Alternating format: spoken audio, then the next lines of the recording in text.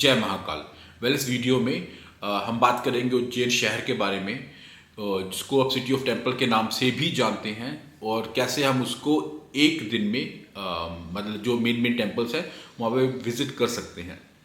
और अगर आपके पास टाइम है मतलब बेसिकली, तो मैं आपको रिकमेंड करूँगा आप 2 या 3 दिन स्पेंड कीजिए, क्योंकि यहाँ पर 84 शिवलिंगा भी स्थापित हैं, है ना। तो आप उन सभी टेम्पल्स को विजिट कीजिए, ठीक है। अगर आपके पास लिमिटेड टाइम है या 1 डे ही है, तो जो मेन टेम्पल्स है उसको आप कैसे कवर कर सकते हैं वो इस वीडियो में हम पूरा का पूरा मैं आपको बताऊंगा, ठीक है। और अगर आप 84 टेम्पल्स में भी इंटरेस्टेड हैं जो शिवलिंगा भी हैं, तो उसका जो डिस्क्रिप्शन में लिंक मिल जाएगा, जिसको आप रीड कर सकते हैं, जिसको मैंने अपने ब्लॉग पर लिखा हुआ है, ठीक है। तो चलिए वीडियो शुरू करते हैं हम अपने 1 डे आइटनरी प्लान उज्जैन के लिए, ठीक है। ओके, तो अगर मैं बात करता हूँ अपने ट्रैवल को, तो हमने चंडीगढ़ से स्टार्ट किया था, जो हमने शाम को उज्जैन में पहुँच गए थे, ठीक है। तो हमने शाम को पहुँचे, तो जो हमारा मेन आइटनरी था वो नेक्स्ट डे से शुरू होना था। हम जैसे शाम को पहुँचे तो हमने डिनर करने के बाद और शयन आरती जिसके बाद पट बंद हो जाते हैं मंदिर के, तो हमने उस शयन आरती को भी मतलब एक्सपीरियंस किया, जो बहुत बहुत अमेजिंग था, ठीक है। तो उसको विजिट करने के बाद मतलब वहाँ पर 10 o'clock लगभग पट बंद कर दे, तो आप कोशिश कीजिए कि आप 9:30 पे एंटर कर जाएं और वहाँ पर रुकने की कोशिश कीजिए, क्योंकि वो क्या करते हैं कि आपको निकालते जाएंगे साथ साथ में। जैसे आपने दर्शन किए तो आपको निकाल देंगे, तो आप उनसे रिक्वेस्ट करके या साइड पर कहीं पे आप रुक जाइए, वेट कीजिए जब तक कि मेन पट बंद नहीं हो जाते हैं। देन जो वहाँ पे श्रद्धालु होते हैं उस टाइम पे, है ना, तो वहाँ पे उनको बिठाया जाता है। फिर देन वहाँ पे जो शयन आरती है वो स्टार्ट होती है, ठीक है, जो बहुत बहुत अच्छा लगता है, ठीक है। तो मैंने उसमें से कुछ क्लिप्स कैप्चर किए जो आपको मैं दिखाऊंगा। ओके, तो देन शयन आरती के बाद हम रात को अपने होटल में गए। अब वहाँ पे हमने रेस्ट किया और अपने आप को रेडी किया नेक्स्ट डे से जो उज्जैन का हमारा 1 डे आइटनरी था उसको कवर करने के लिए। दिन की शुरुआत मैंने महाकालेश्वर मंदिर भगवान के दर्शन करके कर लिए हैं, और अब देखते हैं हमारी किस्मत हमें कहाँ लेके जाती है। चलो जुड़ते हैं। हमने वहाँ पे भस्म आरती का एक्सपीरियंस नहीं किया था। भस्म आरती के लिए हमें पहले से प्री बुकिंग करवानी पड़ती है, या आपको एक दिन एडवांस में आप बुकिंग करेंगे 8 o'clock के आसपास। देन वो आपको जो टिकट काउंटर टोकन देंगे समथिंग, ठीक है, वो आपको फिर नेक्स्ट डे के लिए होगा, ठीक है। तो उसके आप भस्म आरती को एक्सपीरियंस कर सकते हैं। तो हमारे पास हमारे पास पहले से प्री बुकिंग नहीं थी और हमने नेक्स्ट डे निकलना भी था ओमकारेश्वर महादेव के लिए, इसलिए हमने भस्म आरती को स्किप कर दिया। मतलब पॉसिबल भी नहीं था, स्किप क्या किया, पॉसिबल भी नहीं था। हमने कोशिश की मगर पॉसिबल नहीं था, और तो इसलिए हमने अपने जो दिन की शुरुआत है महाकालेश्वर ज्योतिर्लिंगा के दर्शन करके, देन जैसे आप दर्शन करके बाहर आएंगे वहाँ पे टाइम लीजिए, मतलब कि आप अच्छे से दर्शन कीजिए और आसपास की जो उनका परिसर है उसको भी विजिट कीजिए। जब वहाँ से आप बाहर आएंगे तो बाहर काफ़ी रिक्शे वाले आपको मिल जाएंगे जो आपको अपना प्लान बता रहे होंगे। हम 2 लोग थे, तो रिक्शे वाले ने हमें कांटेक्ट किया, हमने उसको अपना आइटनरी बताया कि हमें ये सारे टेम्पल्स विजिट करने हैं। तो उसने हमसे 500 रुपीज़ लिए, मतलब 500 रुपीज़ 2 लोगों के लिए, मतलब 250 ईच। तो जिसमें उसने कहा कि मैं आपको सारे टेम्पल्स विजिट करवा दूंगा और उसके बाद आपको मैं वहाँ पे ड्रॉप कर दूंगा जहाँ पे आपको ओमकारेश्वर जाने के लिए बस मिल जाएगी, है ना। तो आप ओमकारेश्वर के लिए इंदौर से होके भी जा सकते हैं, तो मगर हमें डायरेक्ट बस मिल गई थी, तो हमने उस वे से ही प्लान किया जो हमने उस को बता दिया था रिक्शे वाले को, है ना। तो फर्स्ट महाकालेश्वर के जब आप दर्शन करके बाहर आएंगे तो बाहर ही भारत माता मंदिर भी है, आप उसको उसी टाइम विजिट कर सकते हैं, ठीक है। देन उसके बाद वहाँ पे हर सिद्धि माता का शक्तिपीठ मंदिर है, ठीक है, जो पास में ही है। आप उसको भी विजिट कर लीजिएगा पहले ही। विजिट करने के बाद हमने फिर अपने रिक्शे वाले को ज्वाइन किया, जो हमें फर्स्ट लेकर गया बड़ा गणेश मंदिर, ठीक है, जो पास में ही है, लगभग 500 मीटर का डिस्टेंस ही होगा। मतलब कि अगर आप किसी को हायर भी नहीं करते तो आप ये वॉक करके भी टेम्पल कवर कर सकते हैं। मतलब महाकालेश्वर मंदिर, महाकालेश्वर महादेव के दर्शन करने के बाद भारत माता मंदिर जो बिल्कुल बाहरी है, देन उसके बाद हरसिद्धि माता शक्तिपीठ, देन बना गणेश और रामघाट। ठीक है, ये जो हैं लोकेशंस, 5 लोकेशंस हैं। ये आप मतलब कि लाइक बिना किसी को हायर किए या बिना किसी रिसोर्स के भी आप आराम से वॉक करके विजिट कर सकते हैं, जो 200-300 मीटर के डिस्टेंस पे ही हैं सारे मंदिर लोकेटेड। अगर आपको इसके अलावा बाकी मंदिर या बाकी जो प्लेसेस हैं उसको विजिट करना है, तो मैं आपको यही रिकमेंड करूँगा कि आप एक रिक्शा हायर कर लीजिए। ठीक है, जो आपको हेल्प करेगा टाइमली उन चीज़ों को विजिट करने के लिए, है ना। को डिस्टेंस ज़्यादा नहीं होगा, लगभग 1-1.5-2 किलोमीटर के आसपास ही सब चीज़ें लोकेटेड ही हैं। मतलब लाइक 1 किलोमीटर बाद फिर दूसरी प्लेस है, देन लाइक किसी के लेफ्ट में जाएंगे तो फिर 1 किलोमीटर बाद कोई और लोकेशन आ जाएगी, देन आप किसी के राइट में जाएंगे फिर आगे जाएंगे, है ना। तो 2-3 किलोमीटर का मैक्सिमम डिस्टेंस होगा। ठीक है, मगर मैं ये पर्सनली आपको रिकमेंड करूँगा कि आप किसी रिक्शा को हायर कर लीजिए। अगर आपके पास कोई 2 व्हीलर कहीं से मिलता है आपको रेंट पे, तो आप वो भी ले सकते हैं। नेक्स्ट हमारा भर्तृहारी केव्स, लाइक वहाँ पर जाइए तो वहाँ पे गुफाएं हैं, मतलब जहाँ पे योगीज ने वहाँ पे लाइक तपस्या की गुफाओं में बैठ के, है ना। भर्तृहारी केव्स बेसिकली भर्तृहारी आश्रम ही है ये।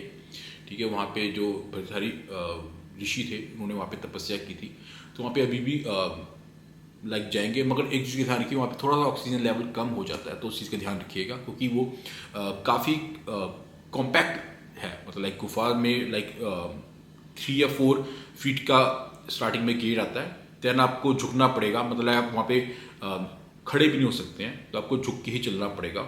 ठीक है, और वहाँ पर लाइक ऑक्सीजन लेवल इसलिए काफ़ी कम भी होता है, ज़्यादा बड़ी गुफा नहीं मिलेगी। मतलब लाइक फिर भी केव्स हैं, एक बार आप विजिट कीजिए। मगर अगर आपको ब्रीथिंग प्रॉब्लम है तो मैं आपको रिकमेंड करूँगा तो आप स्किप कर सकते हैं। ठीक है, अगर आपको प्रॉब्लम होती है, अदरवाइज इसको ज़रूर विजिट कीजिएगा। देन भर्तृहारी केव्स के बाद हम नेक्स्ट निकले माता गढ़कालिका के दर्शन करने के लिए। ठीक है, वो बहुत अमेजिंग दर्शन था। लाइक मतलब कि लाइक एक अच्छी सी अनुभूति हुई है वहाँ पे जाके ना हमें। लाइक जब हमने उनकी प्रतिमा को देखा, तो मतलब लाइक मेरी लाइफ में फर्स्ट टाइम ऐसी प्रतिमा देखी, मतलब है ना। तो काफ़ी अच्छी मूर्ति थी, है ना। तो मुझे बहुत अच्छा लगा, मतलब बहुत पॉजिटिव फील हुआ। तो वहाँ से हम निकले। देन नेक्स्ट जो हमारा पॉइंट था वो था हमारा काल भैरव टेम्पल। ठीक है, तो ये बोला जाता है कि जब भी आप महाकालेश्वर के दर्शन कीजिए तो आपको काल भैरव के दर्शन करने ज़रूरी होते हैं, उसी से इस जर्नी को कंप्लीट माना जाता है। मतलब ये आपकी मस्ट विजिट प्लेस है। जो आप महाकालेश्वर के दर्शन करने के बाद मतलब कि डायरेक्ट वापस मत निकलिए, तो आप काल भैरव के भी दर्शन कीजिए। वहाँ पर लाइक अल्कोहल को चढ़ाया जाता है। ठीक है, खैर हमने तो कोई अल्कोहल नहीं चढ़ाया, मगर वहाँ पे बाहर ही शॉप्स, जो पार्किंग के पास काफ़ी शॉप्स होगी जहाँ पे आपको बॉटल्स मिल जाती हैं। इवन प्रॉपर वहाँ पे एक शॉप है, वाइन शॉप है ना। तो वहाँ से भी ले सकते हैं। इवन जो जैसे प्रसाद, हम किसी मंदिर के बाद प्रसाद डिस्ट्रीब्यूट होते हैं, तो वैसी शॉप्स भी हैं, लाइक जिसको हम रेडी पे बोल सकते हैं ना। तो वहाँ पे जो स्टॉल टाइप के होते हैं, वहाँ पे भी आपको सेम प्रसाद के साथ अल्कोहल की छोटी बॉटल मिल जाएगी। और बाकी जो इंग्लिश वाइन शॉप है वो भी आपको वहाँ पे ही मिल जाएगी। मतलब वहाँ पे उसको वहाँ पे चढ़ाया जाता है। तो आप वहाँ पे जब लेके जाएंगे तो पंडित उसमें से बॉटल ऊपर लगी कुछ ड्रॉप्स को वहाँ पे रख देगा अपने किसी बकेट में। ठीक है, देन आपको बॉटल मिल जाती है ना। तो इस वजह से ही है।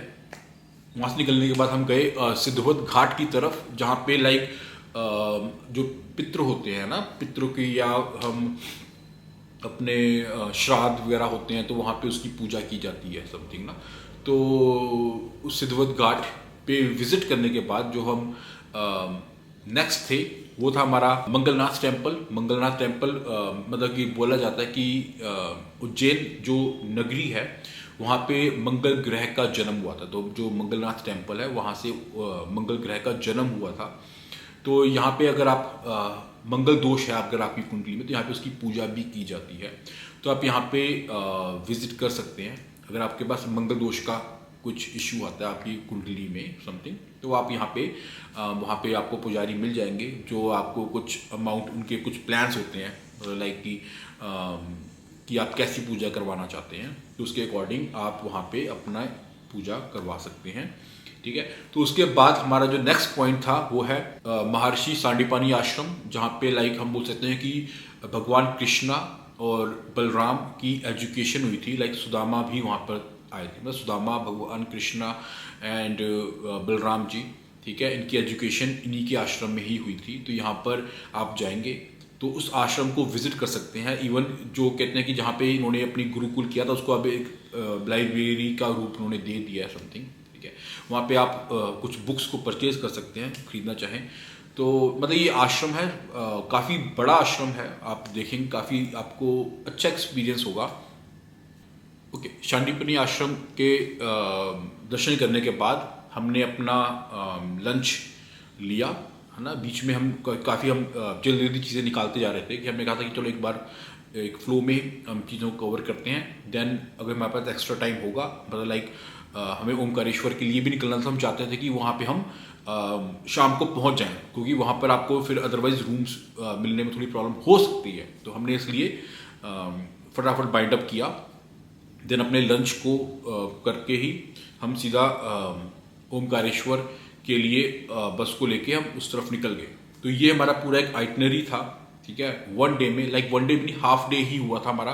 लाइक हमने मॉर्निंग जब हमने ट्रैवल करना शुरू किया, जो हमारा लगभग 1-2 बजे तक कंप्लीट हो गया था, जिसमें हमारा लंच भी इंक्लूडेड था। ठीक है, तो मतलब हमने हमारी पेस काफ़ी अच्छी थी। तो मैं यही आपको बोलूँगा कि आपके पास कितना टाइम है वो आपके ऊपर ही है। ठीक है, उस टाइम के अकॉर्डिंग अपनी पेस को मेंटेन करके रखिएगा। ठीक है, और इसको आप आराम से बड़े कंफर्टेबली इन चीज़ों को विजिट कर सकते हैं। मगर मैं आपको रिकमेंड करूँगा कि आप उसमें 2 या 3 दिन का प्लान कीजिए इस नगरी के लिए, और जो 84 महादेव हैं, 84 महादेव हैं, उनको भी विजिट कीजिए, उसके एक्सपीरियंस को भी इंजॉय कीजिए, है ना, जो काफ़ी अच्छा लगेगा। तो अगर मैं बात करता हूँ यहाँ पर हमारा जो स्टे था, स्टे हमें लाइक 800 रुपीज़ में मिल गया था, बिल्कुल मंदिर के बिल्कुल बाहर ही, है ना। रूम बड़े कंफर्टेबली मिल जाते हैं आपको। थोड़ा सा मे बी शायद 1-2 होटल्स में विजिट करना पड़ेगा। तो थोड़ा बार्गेन भी हमने किया, जो बार्गेन होता भी है, तो उसके बाद हमें पड़ गया था लगभग ना। और खाना हमें एज़ कम्पेयर टू चंडीगढ़ काफ़ी सस्ता लगा वहाँ पे। लाइक एक तो पोहा मिल जाता है बड़े आराम से, वहाँ पे पोहा आपको हर जगह ब्रेकफास्ट में मिलेगा। ठीक है, देन पोहा, बस हमें ये था कि पोहा थोड़ा सा लाइक यहाँ पे ना मीठा पोहा था, मतलब लाइक ये फर्स्ट एक्सपीरियंस था। हम स्पाइसी खाते हैं थोड़ा सा, है ना, तो ये हमें थोड़ा सा फ्लेवर्स का थोड़ा सा स्वीट था। ठीक है, तो ये भी नाइस एक्सपीरियंस था। और लंच मील हमारी अप्रॉक्स 100 रुपीज़ में हो गया था। ठीक है, बाकी 250 पर हेड हमें वही ट्रैवल जो हमने रिक्शे वाले को दिए वो। ठीक है, इसमें हमारा ये पूरा का पूरा एक्सपेंस था, एक उज्जैन विजिट का ये हो गया था। तो अगर आप प्लान कर रहे हैं तो मैं इस वजह से आपको बोलूँगा कि आप ओवरनाइट जर्नी कीजिए। अर्ली मॉर्निंग में आप उज्जैन में आएँ, दैन आप अपना लाइक जो ये मैंने आइटनरी बताया इसको आपने एक्सपीरियंस किया, देन मिडनाइट जर्नी करके फिर से आप अपनी सिटी वापस जा सकते हैं। मतलब कि आपको स्टे करने की कोई आएगा नहीं कि आपको स्टे करना ही पड़ेगा, है ना। होप सो आपको ये इन्फॉर्मेशन यूज़फुल लगी होगी। एंड प्लीज़ कमेंट में अपने सजेशंस हमें लिखिए, और महादेव लिखना मत भूलिएगा। ठीक है, अपने दोस्तों से शेयर कीजिए। Thank you and keep watching. जय महाकाल।